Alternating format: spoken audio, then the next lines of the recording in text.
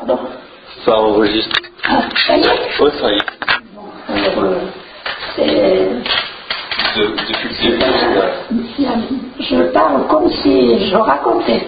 oui, pas de souci.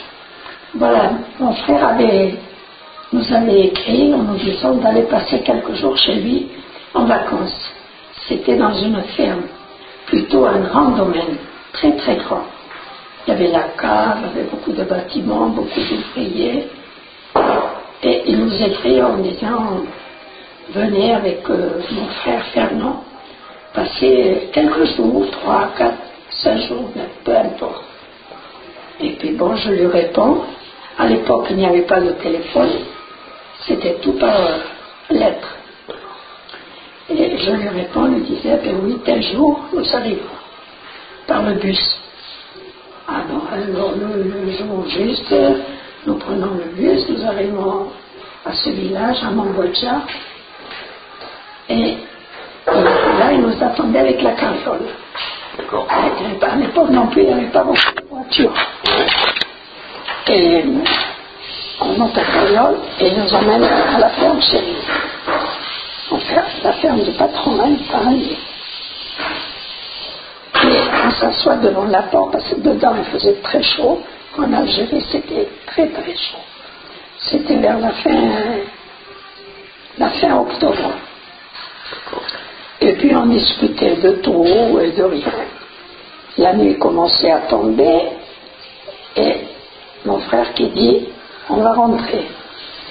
On rentre, mais le souper n'était pas encore prêt, on va attendre un petit peu, qu'il était de bonne heure. Il faisait presque jour encore. Et nous étions en train de discuter d'une chose, de l'autre.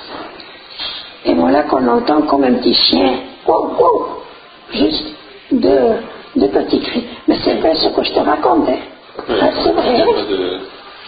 Et on reste surpris, et il y a quelqu'un qui tape à la porte. Oui, mon frère qui dit oui.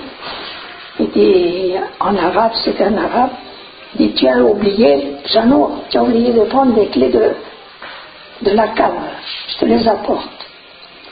Et mon frère, tout confiant, il va pour se lever. Et je l'avais à ma main droite. Et au moment où il a la main droite, je l'attrape et je le secoue. Et je lui dis, je lui fais signe que non. Mon frère restait attrapé et il écoute un petit peu. Il lui dit, écoute, garde les clés, demain tu me les rendras.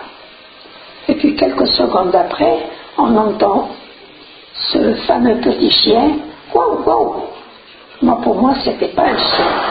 C'était soit un jouet d'enfant ou quelque chose. Parce que la voix, c'était pas d'un chien.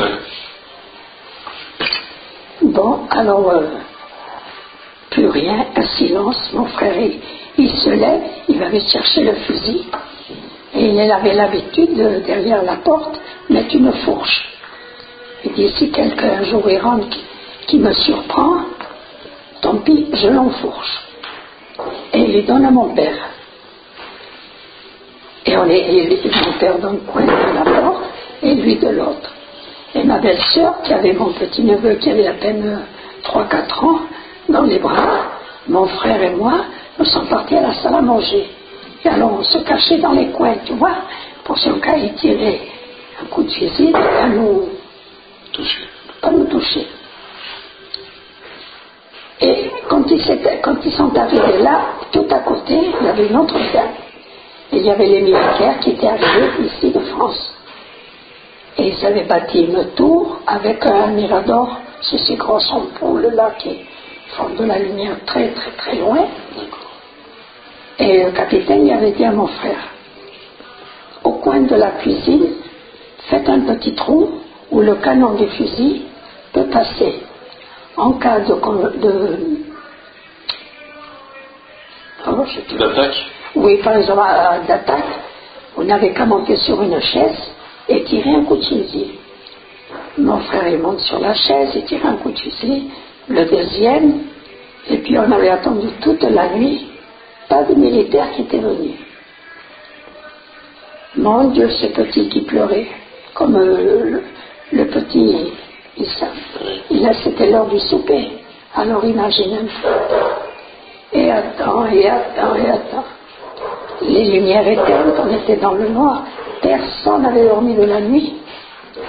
Ah, le lendemain, j'avais dit à mon frère, moi, tu m'emmènes au bus, je rentre chez moi. Mon père dit, moi aussi, si ce soir, ils se prennent autrement, peut-être qu'on s'attaquer de vrai. Et puis on était rentrés. Le lendemain, ils nous avaient amenés au bus, on était rentrés à la maison. Et arrivé à la maison, bon, c'était un patio très grand, une grande cour. Il y avait au moins 9 ou 10 locataires. Et quand ils nous ont vu revenir avec la valise à la main, tout le monde est venu autour de nous. Qu'est-ce qu'il y a? Qu'est-ce qui se passe? Il y en avait qui pleuraient, ils étaient surpris de nous voir. Et voilà, notre vacances. D'accord, ok. Et toi, t'es né en Algérie? Oui. T'es né? Comment? Où c'est que t'es né quand? Moi, à la Ferrière. D'accord. Enfin, à la ferme, mais la ferme, le patron était de la Ferrière. D'accord, ok. Ouais. Et c'était en quelle année ça? 1928. Le 1er décembre. 1er décembre. Et ton mari, Jean, c'est ça? Non, Vincent. Vincent, pardon. À chaque fois, je comprends. Oui. Quand est-ce qu'il était né et où? Lui en 1909. Ah oui. On avait 19 ans de différence. En Algérie aussi? Oui. Il était né où, dans quel... Attends, où c'est qu'il est né? À Molière. Molière Boucaïd, à côté d'Orléansville. Et moi, ce que je voulais savoir, c'est... vous êtes né en Algérie, et vos parents aussi sont nés en Algérie? Oui. Et leurs parents aussi sont nés en Algérie? Ah non. Non? Déjà mes grands-parents, non. D'accord, ok. Non. Tes parents Ma mère aussi, est née en Algérie, mon père aussi. Mon grand-père, le père de mon père, est né en Italie. D'accord. Et les parents de ma mère sont nés du côté aussi de Sidi Bel Abbès. Voilà. D'accord, ok. Oui. Et Mon père, il a fait la guerre de 1914. Oui, je sais. Il a fait 2 ans de service militaire ici à Toulouse, à la rentrée à Sainte-Anne. D'accord. Et au moment où il finissait son service militaire, il manquait peut-être une semaine, il y a la guerre qui a été déclarée des Allemands à la France. Alors en tout, ça lui a fait 7 ans de ne pas retourner voir ses parents. Ouais, d'accord. Et la vie en Algérie? La vie, c'était une vie très agréable, très agréable. On avait confiance en eux, on sortait, même si on oubliait de fermer une porte le soir, on dormait sans se rendre compte. Enfin, ah oui, ils nous demandaient un service, mais on était gentils avec eux. À la ferme, mon père c'était comme un chef de chantier, mais s'il demandait quelque chose, il leur rendait service. C'était quoi dans quelle ville vous habitez? Dans une grande ferme ou dans une... Oui, c'était assez grand. Il y avait pas mal il y avait en tout peut-être 25 milliers. D'accord. Il y avait la jument pour la carriole, un petit cheval. Enfin, c'était... Il y avait, des grandes familles qui chapeautaient tout en Algérie ou pas? Non, chacun était chez soi. Non. D'accord. Parce qu'en fait, je dis ça parce qu'il y avait certains qui sont revenus en France avant qu'il y ait eu la guerre, qui venaient avec beaucoup d'argent et tout. Ah oui, les Richard, les colons. Et c'est eux deux qui parlent. Voilà. Et donc eux, ils chapeautaient tout, et en dessous, il y avait vous. Oui. Les ouvriers là-bas, dans l'agriculture, quand le soleil se levait pointé, ils étaient au champ. D'accord. Jusqu'à 11 heures. Et ton mari, toi aussi? Ah non, mon mari était boulanger. Ah oui, d'accord. C'était Péter, d'accord. Mon père. Il était chef de chantier. Ils partaient au travail, ils n'avaient qu'1 heure et demie de repos. D'accord. Il mangeait vite à midi, se reposait peut-être 20 minutes, et il repartait jusqu'au soir, presque la nuit. Il faisait de quelle heure à quelle heure Eh bien voilà, du lever du jour, Ouais. à 11h, à midi et demi, 1h moins 10, Il reprenait? il reprenait jusqu'à la nuit. D'accord. Ouais, vers 5h, 6h? Ah, D'accord. quand le soleil se couchait. D'accord. Ouais, c'est bon le travail. Et c'était beaucoup plus le travail sur l'agriculture et aussi sur Ah oui, il y avait la vigne, il y avait les céréales, il y avait, oh là là, les hectares qu'il avait. Et il avait une cave, là, à la Ferrière, au village. La cave était bâtie au rez-de-chaussée. Et sous-sol, il y avait la même cave. Au cas où un amphore venait qu'à se percer, qu'ils aient l'autre amphore sous terre pour recueillir le verre. C'était bien pensé. Alors, attention. Oui, je comprends. Ah oui, il y a alors des autos, des voitures, je ne te dis pas. Est-ce qu'il y avait de la pauvreté ou Ah si, des fois, ah, oui. à cause de quoi? Eh bien, comment te dire, dans la vie, il y a eu toujours des pauvres. Oui, c'est vrai. Ils travaillaient dans les champs. Les parents de tonton Vincent, mon beau-père, ils partaient dans le champ, ils plantaient de la vigne. Aussi, pareil, mais ça c'était à lui, c'était personnel. Pas la vigne. Oui. Il n'avait pas d'ouvrier, c'était lui-même qui le faisait. D'accord. Et avec cet argent, ben, s'il avait une famille de 6 ou 7 enfants, il fallait qu'il se débrouille. D'accord. Alors c'était pas du luxe. Oui, je me doute. Il y avait plusieurs communautés, ethnies, non? Oh non. Non. Est-ce qu'il y avait les pieds noirs, les Kabyles et Les Kabyles, les la Kabylie. La Kabylie était plus loin que l'Algérie. D'accord. Il y a la Tunisie. Oui. Et les contacts entre pieds noirs, Kabyles, Arquis, c'était bien? Oui, s'ils venaient chez nous, nous on pouvait aller chez eux, ça se passait bien. D'accord. On mangeait à notre faim, mais il y a d'autres personnes en ville qui, le mari travaillait au mois, mais à la fin du mois, il fallait tirer les deux bouts. D'accord, ok. Et est-ce que Vincent, maman m'a raconté que quand t'as accouché de maman, je crois, Oui, Monique, oui. il devait sortir les bras en l'air pour Oui, parce qu'il y avait le couvre-feu. D'accord, ok. Et le village avait été partagé en deux quelque temps avant, une semaine, 15 jours avant. Et la mairie était restée chez les Arabes. Alors nous n'avions plus de mairie. D'accord. Alors pour faire les déclarations de naissance, de n'importe quoi, quel papier qu'il fallait signer, n'importe, eh bien, il voulait rien savoir. Et là, il y avait une dame qu'on connaissait. Sa fille, elle habitait avec nous dans la cour. Elle était concierge. Et en parlant avec elle comme ça, elle nous avait dit, donnez-moi le livre de famille.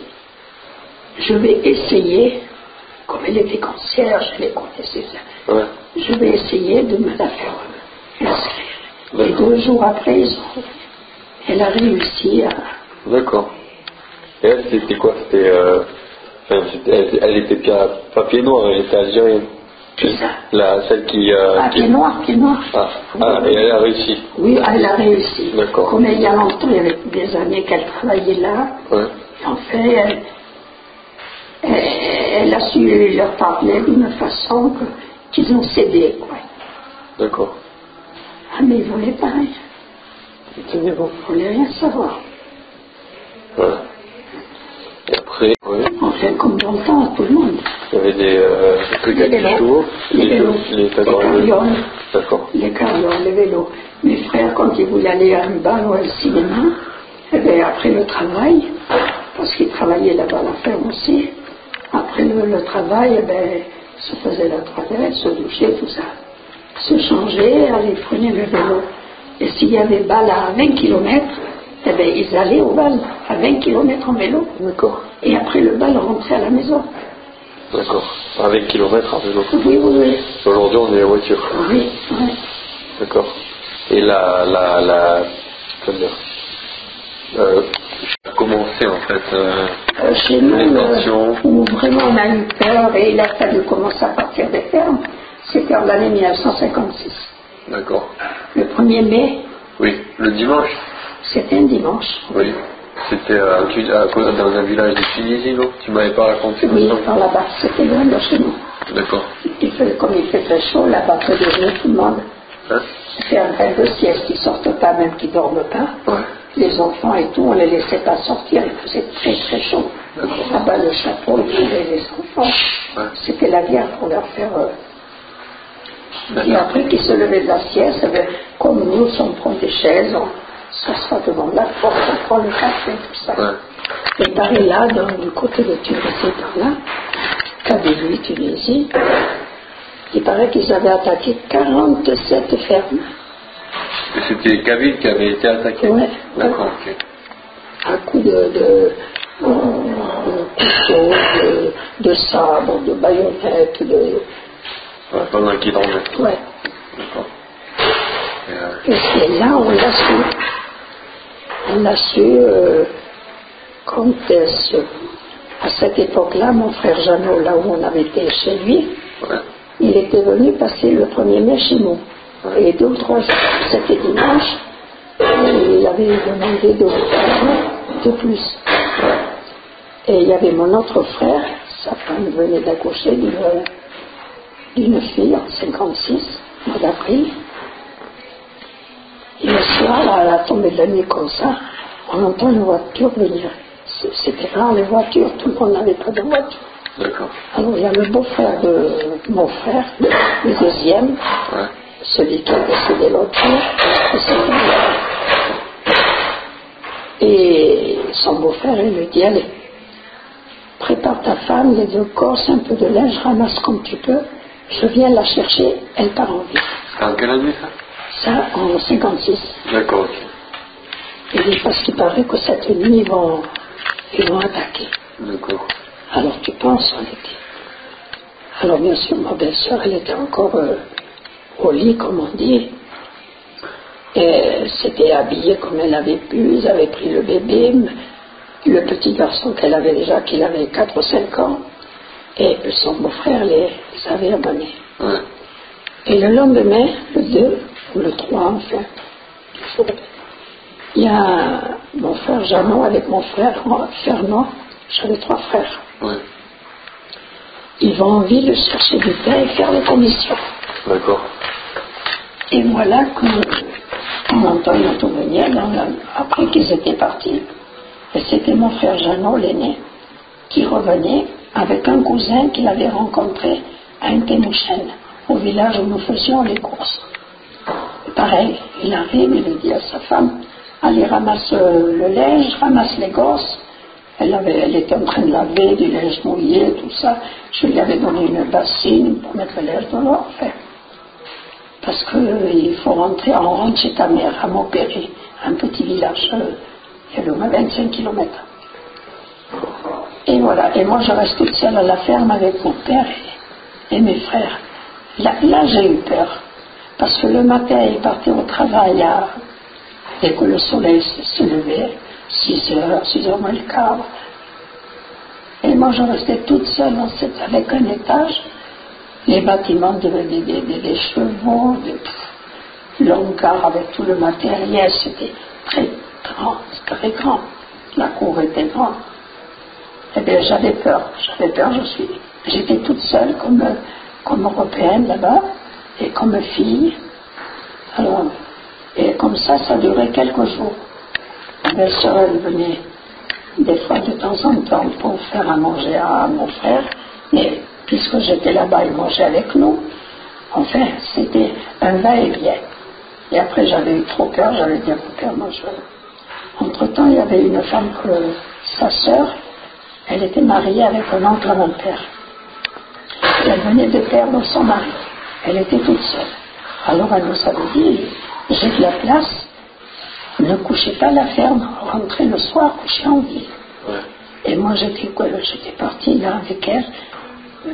À la ferme je ne retournais plus, j'avais trop peur.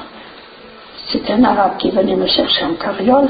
Alors regarde s'il aurait voulu me tuer et faire de moi ce qu'il voulait. Et comme ça a duré pas mal de temps, jusqu'à que je me suis mariée. Et mon père, il partait le matin en vélo. Oui. À l'âge de 60, il avait, en 56, 66 ans. Il partait en vélo à la ferme travailler. Ils avaient de la bonne santé alors. Ouais. Hein?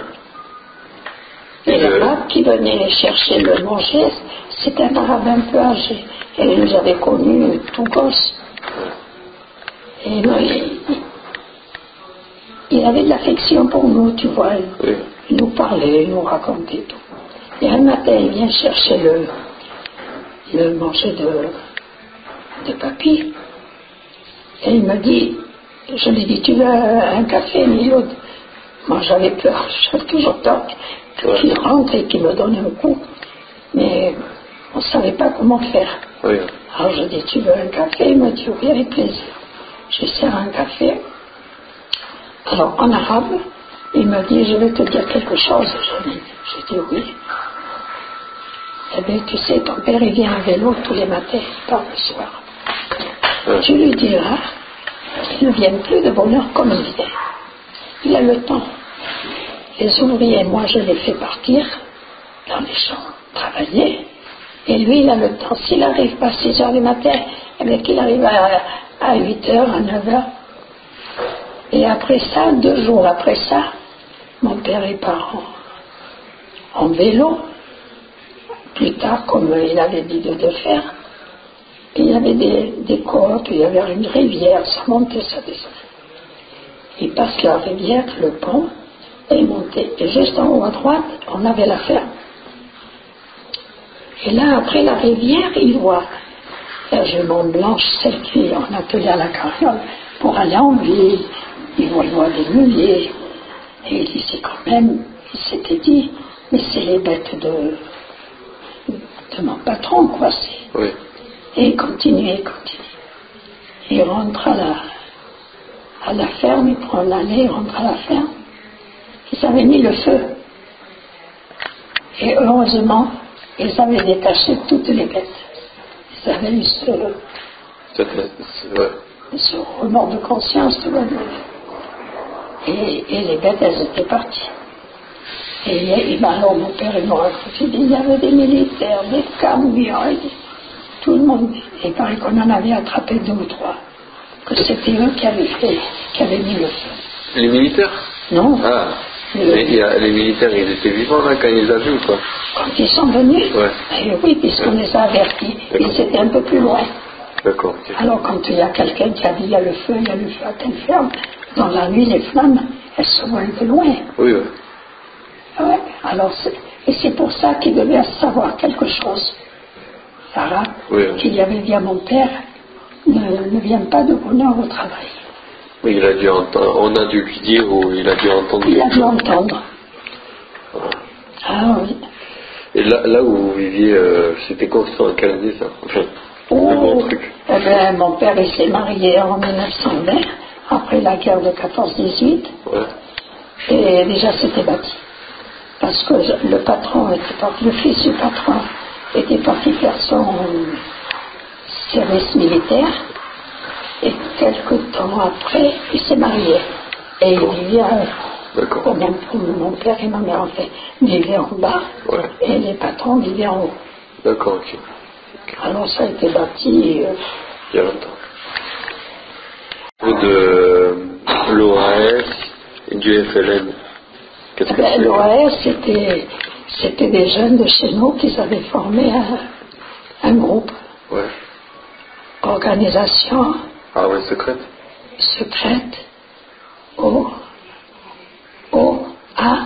De l'armée secrète. D'accord. Organisation de l'armée secrète.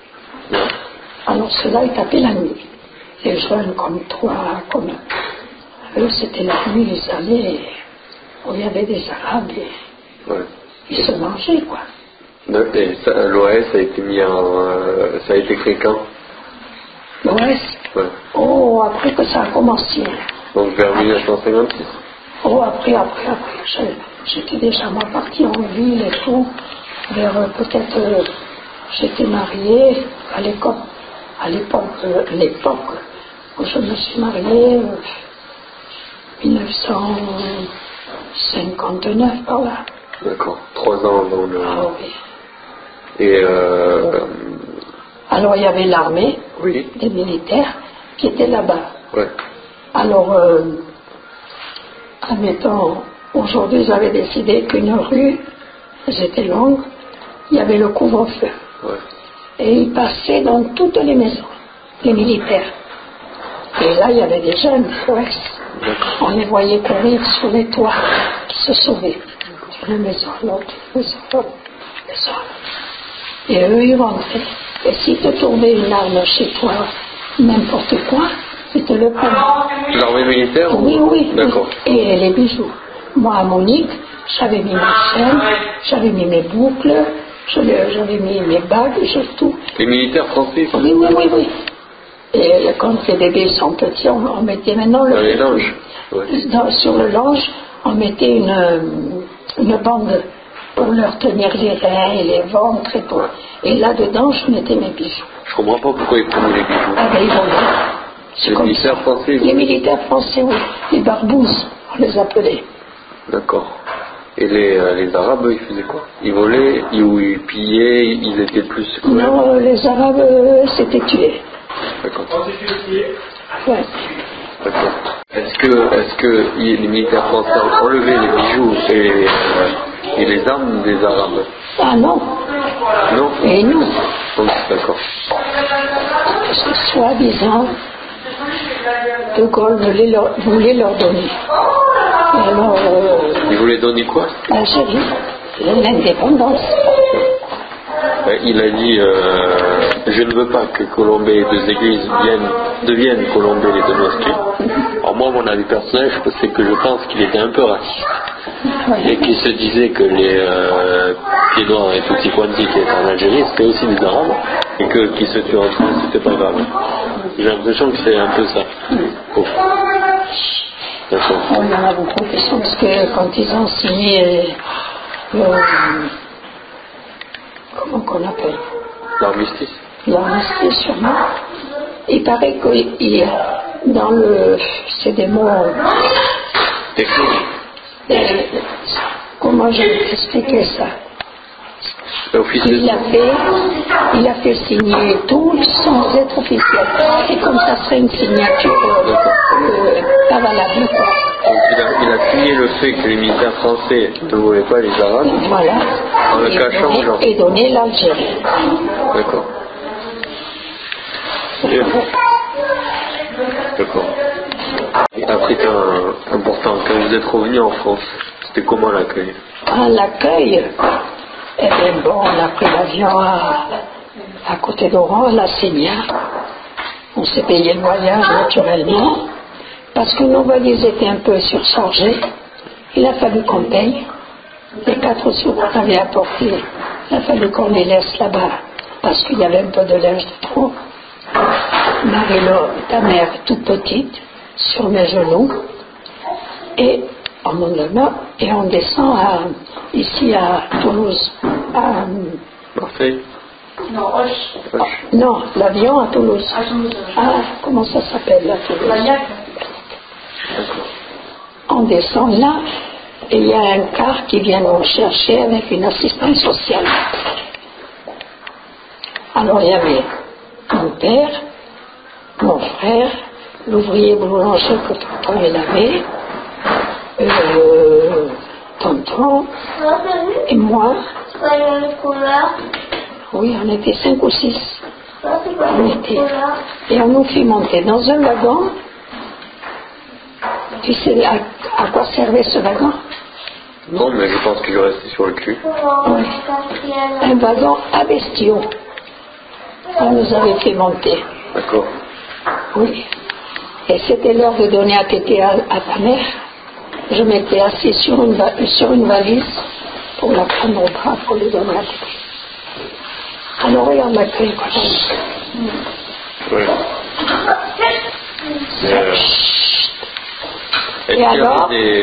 Est-ce qu'il y avait des endroits où on mettait tous les pieds noirs, tous ceux qui étaient venus non, non. Non, mais on n'était pas bien cueillis. D'accord. Encore sur celui que j'ai reçu cette semaine, je n'ai pas fini de le lire. On nous disait qu'on venait leur prendre leur place, leur métier, qu'ils nous regardaient de travers, tout là. Ils ne voulaient pas, hein. D'accord. Ils ne voulaient pas. C'est... tous les gros Richards, là, avec les fermes et tout. C'est arrivé avant vous? Oui, non, en même temps, même ils sont restés après. Oui, il y en a même qui sont restés après. Mais ils sont venus avec de l'argent. Alors ceux-là, ils avaient arrivé ici en France, ils se sont achetés une voiture. Et tous les jours, avant de déjeuner, ils allaient au bistrot, prendre de l'apéritif, et mais les gens d'ici, ils croyaient qu'on était tous pareils. Que tous on était venus avec de l'argent. Et qu'on avait des autos, et qu'on avait des vignes, et des ci, et de là, qu'on était riches. Mais il y avait le pauvre, il y avait le riche. Qu'est-ce que tu penses de certains communistes en France qui étaient contre le colonialisme et qui ne voulaient pas en gros que vous reveniez en France? Oh, là, il n'y avait pas de... Là, c'était à celui qui pouvait partir. Il laissait sa maison, il laissait la clé après la porte et il partait. Ce que je veux dire, c'est qu'est-ce que tu penses du fait que les communistes en France métropolitaine soient contre le fait que vous reveniez... On ne s'occupait pas de ça. Ouais. Alors, nous, ce qu'on cherchait, c'était à rentrer en bonne santé, tous ensemble, et voilà. Et donc, vous auriez pu faire une boulangerie-pâtisserie, et on vous a dit que ça ne marchait pas. Ah oui, on nous avait dit que vous allez vous installer, le pain, ça ne marche pas trop, et alors la pâtisserie, n'en parlons plus. Est-ce qu'on vous l'a dit après que vous leur avez fait quelques gâteaux? Non. Non. Ah, vous l'ont dit direct. À l'entrée, quand nous sommes arrivés. D'accord. Ouais. Il y avait déjà, c'était on est rentré en 62, alors il avait 53, 54 ans, il devait avoir, quand on a pris ici la ferme. En plus, son frère est parti en 58, en 58, 60 et quelques il devait avoir. Eh bien, pour vouloir faire agriculteur et abandonner son métier, il a fallu qu'il fasse 15 ans d'agriculture de plus, comme normal. Parce qu'il était étranger? Non, parce qu'il changeait de métier. Alors il a eu sa retraite, il avait 75 ans. Donc il a touché quelques petits centimes pour sa retraite. Tu te rends compte? Oui, non, mais... Et tout ça pourquoi? Parce qu'il a fallu partir. Si on n'a pas acheté, on n'a acheté que les terres. Parce que dès qu'il y avait une averse comme tout à l'heure, il fallait courir, par exemple, dans les chambres, pousser les lits, enlever les matelas. On avait l'eau qui nous coulait dessus.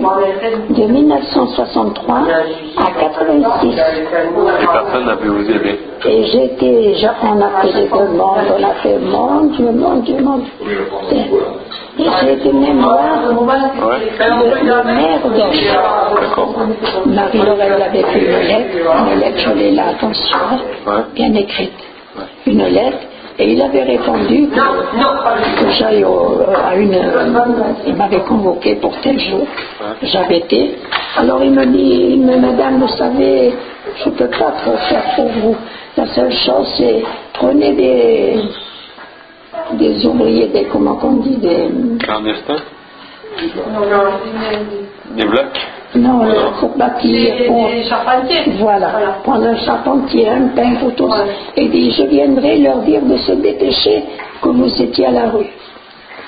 Ça, il m'avait répondu, le maire d'Auch. Ah ouais? Ah oui, j'avais été le voir, hein. Ah ouais? Alors, il avait écrit une lettre. Attention, j'avais été à la mairie d'Auch. Ah ouais? On ne peut rien faire, madame. La seule chose, je peux venir et de leur dire d'activer. Voilà. Parce qu'ils considéraient que vous étiez à la rue. Voilà, oui, mais la maison était installée, voilà. Ah, d'accord. On a peur. Et ici, là, tout ce coin-là, c'était... Il y avait, en hiver, il y avait des bergers qui venaient se réfugier à l'étable. D'accord. Et eux, ils dormaient ici. D'accord. Mais pour couper le bois, pour chauffer faire le feu par terre, ils coupaient le bois à la hache ici. D'accord. Alors les carreaux, ils étaient tous... Cassé. tu voyais la terre remonter. Tu les as connus pour les 40 ans. Oui, il a... J'ai même conduit le cochon. Le cochon. Le cochon, c'était les toilettes. Ah. Ah oui, et les chambres et tout, hein. D'accord. On avait ma chambre et la chambre du fond. 2 pièces, et ici 3. D'accord. C'est tout ce qu'on avait. Le cochon. Donc c'est pas mal le cochon pour couvrir le mur. Est-ce qu'il y a des arabes du FLN qui vous ont parlé et dit des trucs méchants? Ah non. Non, non, non. Mon mari, il avait un copain arabe. Mais copain. Ouais. Ils allaient à la chasse ensemble, à la pêche. Ils venaient à la maison comme un frère. D'accord. Le jour de l'indépendance, ils ont changé les drapeaux. Le 5 juillet 62. Lui, il était chez nous, à la boulangerie.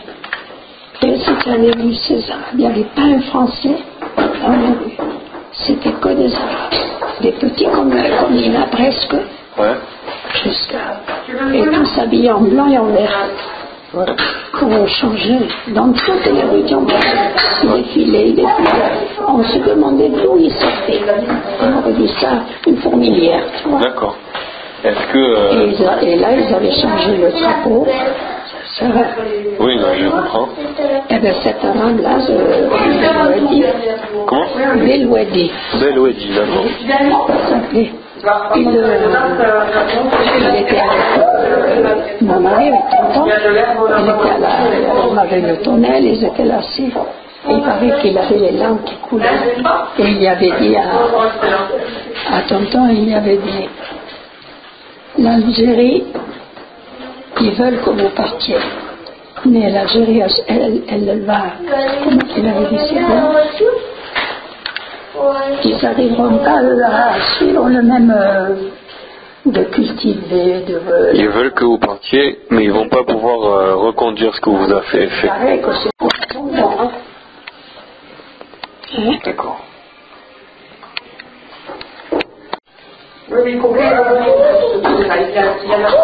D'accord. Ceux-là, ma foi, ils avaient tout ce qu'ils voulaient. Ils avaient ou acheté, ou loué, ou...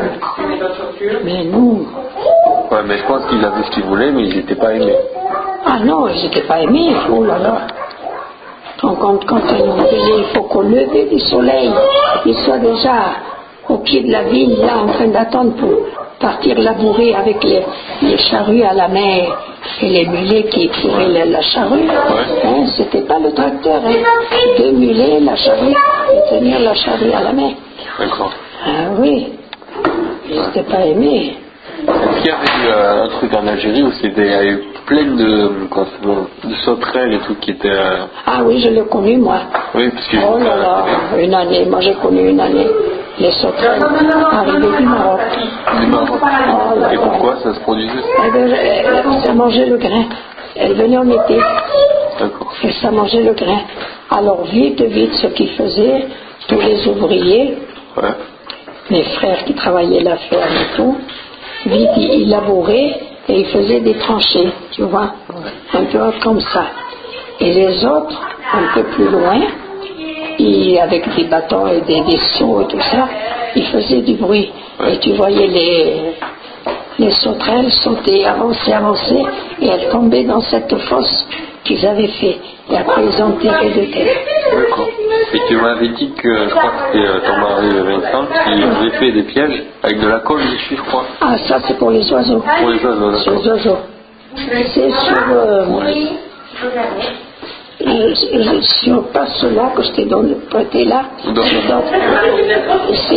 Il y a les photos et tout ça? Non, là il n'y a pas la photo. Non, mais c'est écrit comment? Oui. Avec des chambres à air, il y a un veau pot de conserve sur le feu et couper des petits bouts de chambre à air. Et il faisait fondre ce caoutchouc. D'accord. Et ici, j'en vois pas déjà. Et ça pousse par terre, je veux dire, à une hauteur comme la chaise. D'accord. Et c'est fait, c'est comme une aiguille à tricoter. D'accord. Comme ça, ramasser. Bonjour. Enfin, il y en avait qui s'appelaient aussi de l'alpha. Il est coupé. Et il avec un pinceau, il le badigeonnait, tu vois. Alors là-bas, il y avait beaucoup de petites rivières, des petits ruisseaux. Alors ils attrapaient deux gros cailloux et ils mettaient ce jaune-là, ils mettaient quelques branches de champ, plein de poils. Et l'oiseau, il mange très de bonheur, mais il ne boit pas beaucoup. Il boit vers 11h midi. C'est une chaleur intenable. Ils venaient tous à la rivière des milliers. Les patrons ne demandaient pas mieux, parce qu'ils leur mangeaient la récolte. Et comme il y avait ces petits gens-là, cette baguette, ça faisait comme un perchoir. Les oiseaux arrivaient là, ils s'accrochaient là et ils buvaient. Mais au moment de partir, ils avaient les pattes collées, tu vois. Alors tonton, il y avait beaucoup de gens, il n'y a pas que lui qui faisait ça. Ils les attrapaient, ils les tuaient, et après ils remettaient comme ça. Et ils en mettaient... Et vous en mangez des oiseaux? Ah, c'est bon. C'est bon? Au rôti, à la cocotte. D'accord. Mange les oiseaux. Comme quoi, il n'y a pas besoin de chasser. Ça vient tout seul. Ta mère, elle peut te le dire. Elle a goûté? Les enfants, elle n'était pas née, mais ici, il l'a tué. D'accord.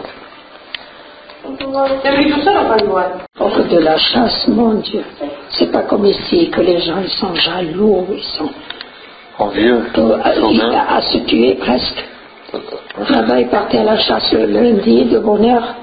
Il n'y avait pas de boulangerie, il n'y avait pas de pain. Ils revenaient avec des lièvres, des lapins, les faisans, le lapin de Garenne, de toutes sortes. Et c'était même, comme nous on était à la boulangerie, les femmes ont resté à la boulangerie, eux-mêmes ils éplumaient et vidaient et tout. D'accord.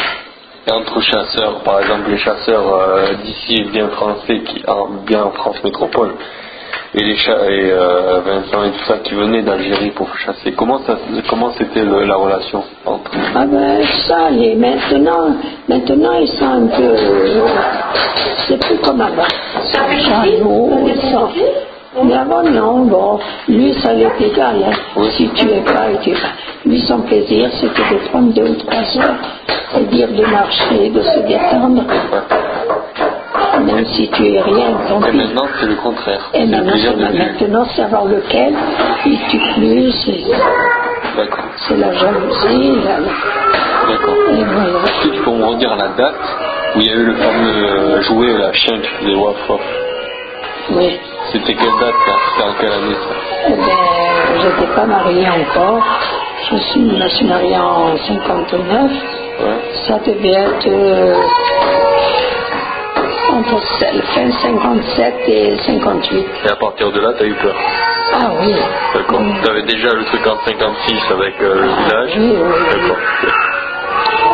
Mais la nuit, comme il n'y avait pas de pain, il n'y avait pas de boulangerie, ça c'était le relâche pour les boulangers. Et pourtant, il y avait l'habitude. Bon, il y avait la pêche le lundi, la chasse, et les après-midi, les dimanches après-midi, comme ça, ils partaient, ils se levaient de la sieste, et ils partaient, comme il ne fallait pas qu'ils pétrissent le soir, ils partaient dans... Alors, il y avait comme une espèce de petite montagne, et là, ça avait été jamais travaillé. C'était tout à l'abandon de toujours. D'accord. Alors, ils ramassaient des asperges sauvages, ils ramassaient des poireaux sauvages, des blettes, un tas de légumes qui venaient seuls, arrosés par la pluie, et personne allait. Il y avait beaucoup d'épines, il n'y avait personne qui rentrait. Et un lundi, un dimanche après-midi, il me dit, je vais aller faire un tour, tu veux venir? Je dis, on y va, je vais avec toi. Alors il y a son frère qui dit, ah ben tiens, je sors jamais, comme il était à la boulangerie, il dit, eh ben moi aussi je vais. Et il y avait mon père avec moi, avec nous, il dit, eh ben moi aussi. Et nous voilà les 4 partis. Et on ramasse des poireaux, toutes sortes de légumes, mais sauvages. Et c'est un meilleur goût que ce qu'on arrose et ce qu'on... Mais avec de l'engrais et tout. Et l'abeille, il n'avait plus. Ouais. On avait dit, eh bien, on va rentrer tout doucement. Il était déjà vers 4 heures, mois de février. Il était comme ça, 4 heures. Il y avait, sur la route, il y avait un petit trou comme ça, avec de l'eau. Ouais. On va pour passer là, et la voiture qui s'embourbe. C'était une fourgonnette Peugeot. D'accord. Et voilà que pousse, et vas-y, et viens, et va. Et c'est là-bas les terres, tu trouvais pas un caillou, tu trouvais de la terre, comme du sable. C'était, je crois que tu plantais, ça, pas comme ici qu'il y a des cailloux. Et voilà que la nuit elle tombe, et nous 4, voilà, dans les champs là-bas, pas un arbre, tout. On voyait les blés qui étaient semés, poussés, tout. Alors on disait, qu'est-ce qu'on va faire? Et à côté, comme ils allaient à la chasse et tout, ils connaissaient tout ce coin. Ouais. Et dit, eh bien, puisqu'il y a l'armée au petit village, ça s'appelle de Malherbe, il dit, on va aller et appeler secours aux militaires. Ouais. Alors on avait dit, 2, ils restent là. Qui c'est qui a la musique? Les 2 vont à pied, mais il y avait plus d'1 kilomètre. D'accord. Alors, Vincent, il m'a dit, je vais. Je lui dis, je vais avec toi. D'accord. Et j'étais enceinte de Marie-Laure de 5 mois. D'accord. Alors, et mon père avec son frère, ils se sont retirés de la camionnette et ils s'étaient mouchés, pas qu'on les voit, tu vois, car il y aurait eu des félacades dans la nuit qui... D'accord. Et moi, au bout d'un moment, moi, c'était la peur de marcher la nuit et de buter. Ça, j'ai horreur de ça. Même qu'on me tienne la main et tout, mais je peux pas. J'avais dit à Vincent, je retourne, je peux plus continuer. 1 kilomètre ou 2 comme ça, c'est pas possible. On retourne, ici face mon frère, et ils viennent. Alors j'avais dit, moi je peux plus marcher. Alors on décide que nous 2 on serait restés, et mon père avec eux, le frère de Vincent, qu'ils iraient avertir les militaires qui viennent nous secourir. Et au bout, au moins d'1 heure comme ça, on voit un gros camion venir. C'était les militaires. Et ils descendent, il y avait mon père avec M. Alcaraz, le frère de... Et nous, on s'approche de la voiture. Et où elle est cette voiture? Enfin, il montre où ça s'était embourbé et tout. Et les militaires, ils disent au capitaine, on a oublié de prendre une corde pour tirer la voiture. Non, le capitaine, il s'était mis un peu en colère. Il dit, il nous faut revenir au village, chercher soit un câble ou des cordes ou quelque chose. Et il regarde comme ça et il me voit. Il me dit, mais il y a une femme avec vous. Alors, quand on Vincent, il dit, oui, c'est ma femme. Et en plus, elle est enceinte. Ah, madame, on va aller chercher de ce qu'il faut pour tirer la voiture, mais vous ne restez pas ici. Montez au camion. Et la grande nuit, ça devait être au moins 9 ou 10 heures du soir, en février. Heureusement qu'il ne pleuvait pas. Il faisait froid, il faisait chaud. Pas froid comme ici, mais c'était quand même l'hiver. Et ils s'en vont, Vincent et moi on reste un moment après. Donc moi je monte avec eux, Et ils descendent, les simples soldats là, ils vont chercher des cordes, tout ça. Et les militaires, c'était des gens qui étaient partis ici en France et qui avaient abandonné leur maison, comme une villa. Un couloir, de la salle à manger, la chambre, tout habité. Et la salle à manger, ils en avaient fait le bureau des militaires. Alors le capitaine s'approche à moi et me dit, regardez, on va aller vous secourir la voiture. Et il dit, mais vous allez vous asseoir là, il y avait 5 ou 6 chaises, vous allez vous asseoir là en attendant qu'on revienne. Surtout ne bougez pas. Et devant le bureau, là, comme de la chaise, il y avait un chien, je te dis pas, il avait les pattes avant. Prêt à bondir? À bondir, les pattes comme ça, la tête sur ses pattes. Et il était là. Mais moi, rester sans bouger, je ne pouvais pas. Moi, il me faut de temps en temps bouger mes jambes. Et le chien, dès que je bougeais un peu, il me regardait dans les yeux.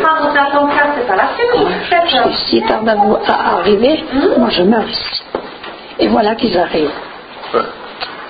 Ils arrivent, alors ça s'est bien passé, tout ça. Je dis oui. Je dis, j'ai pas bougé, juste un petit peu de temps en temps. Elle me dit non, mais avant de partir, je lui ai donné des ordres. Il n'avait pas à avoir peur, parce qu'il y avait parlé au chien. Voilà, mon mari, mon beau-frère, merci capitaine, vous êtes bien gentil en fait. Et vous partez pas ce soir d'ici, je leur dis. Il y a le couvre-feu, vous partez pas d'ici. Il dit, mais capitaine, nous sommes boulangers, on est obligé de rentrer. La population va être sans paix. Mais capitaine, on doit partir. Non, vous partez pas. Alors les uns oui, les autres non, finalement il nous a dit montez en voiture, de devant mon mari et mon père et moi derrière, parce qu'ils avaient une espèce de banc, tu vois, la camionnette. Bon, de partir, il dit mais à vos risques et périls. Alors la dame avec son père et enlevez-vous vos chapeaux et casquettes et allumez la petite pièce qu'il y a dans les voitures en haut. Il y a... Pourquoi il a dit ça? Ah, je sais pas. C'était pour les feux, c'était pour les arrêts. En cas qu'ils nous arrêtent, ils savaient faire. Parce qu'à loin, il y avait un douar. Un douar, c'est leur village. D'accord. Si le douar, c'est le village des Arabes. Le douar. D'accord. Et nous voilà partis avec une peur qu'on nous arrête. Il y en a par là caché. Là, il y en avait une par là. Et mon beau-frère conduisait à une allure. Mon Dieu, la voiture, elle ronflait. Pendant un silence dans la nuit. Et cette voiture, finalement, on était arrivé, c'était pas loin. Quelques kilomètres. Il roulait pas vite? Vite. Ah, si. Roulant, vite. Et on était arrivé à la maison. Ils avaient reconnu. Et dans le patio, là, il y avait tous les voisins, ma belle-sœur avec ses 2 filles, tout le monde en train de pleurer. Ça y est, ils les ont attrapés, ils les ont tués. Qu'est-ce qu'ils ont dû faire tout le quartier était en révolution. C'est quel quartier ça s'appelle? Comment? Tu te rappelles du nom du quartier ou pas? Le jour que ça s'est passé? Ouais. Eh bien, j'étais enceinte de Marie-Laure au mois de février. En février 60, mais le jour juste, je ne me rappelle pas. Et le nom du quartier? C'était une rue, la rue du Tertre. Rue du Tertre, oui. D'accord. Ouais. Et enfin, on était arrivé à Bombes. Ouais. Tout le monde pleurait, tout le monde... Mais qu'est-ce qu'on avait eu peur? Oui, je comprends. Et le couvre-feu qui nous dit le militaire, le capitaine. Non, vous ne partez pas. Mais comment qu'on laisse la population sans paix? On est boulanger, on est obligé. Il dit même à l'heure actuelle, on devrait déjà au fournil en train de pétrir et en train de... Est-ce que tous les militaires français ils volaient les bijoux et les armes des... Ceux qui passaient dans les rues, ceux qui passaient dans les maisons, pour voir s'ils trouvaient de l'OS. Tous ces... Vincent, est-ce qu'il a fait partie de l'OS? Non, c'était des jeunes. Ah, c'était que des jeunes. Il y avait quelques vieux peut-être pour les diriger, leur dire à tel endroit, mais c'était tout que des jeunes. Et c'était bien vu ou mal vu les pieds noirs, l'OS? C'était vu comment par les pieds noirs, l'OS? Comme toi et moi, hein, pareil. Non, mais c'était accepté par les pieds noirs, qui est l'OS. Non, oui, qu'est-ce qu'ils nous défendaient. Il y a eu d'abord le FLN, c'est avant l'OS qui s'est créé ou pas? Oui. Et l'OS s'est créé combien de temps? En dernier, quand ils voyaient qu'il n'y avait rien à faire, les jeunes ils disaient il va falloir qu'on parte, notre vie est gâchée, notre situation. Alors ils se révoltaient. Oui, je comprends. Donc on ne pourrait pas donner du porc ou du vin aux Arabes. Ils ne boivent pas de vin, ils mangent du cochon. Et si on te voit toi leur donner, ils sont capables de te tuer. Ah oui, c'est péché pour eux. Ça m'étonne pas. L'après-midi, on était devant le magasin. Déjà les gens partis. Il n'y avait plus personne. Il y avait mon beau-frère aussi debout, là.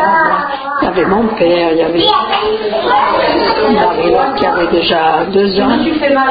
Annick était toute petite, puisque quelques jours après on est parti. Et voilà qui rentre à Marablanc dans l'épicerie boulangerie, et porte cette générale. Et mon beau-frère il vient au comptoir, parce que c'était pas un niveau service, il fallait servir. D'accord. Et il sort dans ce là-bas 2 bouteilles ou 3 je crois, et il lui dit à mon beau-frère je voudrais du vin. Un arabe qui dit ça? Mon beau-frère, il était là sur le moi j'étais debout, au seuil de la porte, contre la porte, comme ça. Et je vois une arabe, une femme, avec son drap blanc, tout ça, qui montait la rue, et qui descend, un arabe aussi. 60 ans comme ça. Et elle l'arrête, il se parle, et tout en se parlant, il regarde vers l'épicerie. Et il se sépare, elle continue ça, et lui aussi. Il a été passé, ça a été fait ça en moi j'étais debout, je me retourne, je dis à mon frère, faites attention, il y a du grabuge. Il a pris les bouteilles et les a mis sur le comptoir. Et l'autre qui rentre, celui qui avait parlé avec la femme, il rentre et il fait qu'est-ce qu'il veut celui-là? Alors mon frère, heureusement le réflexe, il veut du beurre. Heureusement. Ah bon, et c'est sûr qu'il lui dit, oui, tu m'avais demandé du beurre. Il dit oui, en arabe, il dit oui. Il a attendu quelques secondes et il est parti. Et alors, il était là, il ne savait pas quoi il arrivait. Alors mon frère, il sort les bouteilles, il lui dit prends les bouteilles, mets-toi-les en dessous ton djellaba là, et va-t'en d'ici que je te sers du vin. Il dit tu as vu ce qui serait arrivé si je t'avais servi du vin? Peut-être à l'heure actuelle, je ne serais pas oui, les deux, quoi. Juste pour savoir, au niveau de la... Comment ça s'appelle? L'OS, ils étaient plus gentils que le FLN quand ils attaquaient ou pas? C'était cool. Ils tuaient. Dans les 2 camps, ils tuaient. Mais jamais ils se sont confrontés. Non, rencontrés. Voilà. Des attentats, c'est ça. Voilà. Les jeunes à l'OS, ils couraient sur les toits comme ça. Ils se sauvaient, couraient, oui. Et la nuit, ils faisaient des coups devant telle porte, ils mettaient une grenade ou quelque chose, tu vois. Et tu entendais dans le silence de la nuit, boum, Alors tout le monde se disait c'est l'Ouest, c'est l'Ouest. Il y a eu un reportage là sur la foi il n'y a pas longtemps.